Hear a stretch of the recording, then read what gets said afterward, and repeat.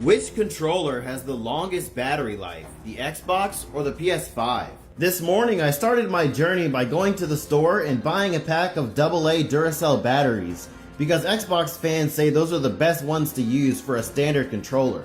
What I'm gonna do is pop the new batteries in, start up Fallout 4 from the beginning, and see how far into the game I can get before the batteries die. I spent most of the day monitoring how much time it took for the battery to drain throughout my playtime, and I got some shocking results. Within the first 2 hours of gameplay, the batteries went from full to medium, which was really alarming. I kept playing for a few hours after that, and if I'm being honest, the batteries did stay at medium power, but I was pretty disappointed. The Xbox controller consumes energy like a motherfucker, and these were brand new Duracell batteries that everyone said was the best to get, and they were almost at half strength already.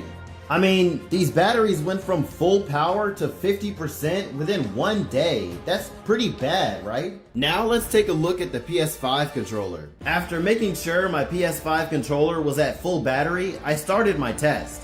What I did was spent the entire day playing Helldivers 2 and monitoring how long it took the battery to go from high to medium to low. What I found is that after only 2 hours of gameplay, the battery went from high to medium, which was really shocking to see. Then, after only 2 more hours of gameplay, it went from medium to low. Once the battery hit low, it only took about an hour for it to completely die. At the end of the day, I concluded that a PS5 controller can only last about 5 to 6 hours before it needs to be plugged in and recharged. I mean, those results aren't bad, but if I'm being fair, an Xbox controller can last about 8 hours before you need to change the batteries, and a PS4 controller can last about 10 hours before you need to plug that in and charge it.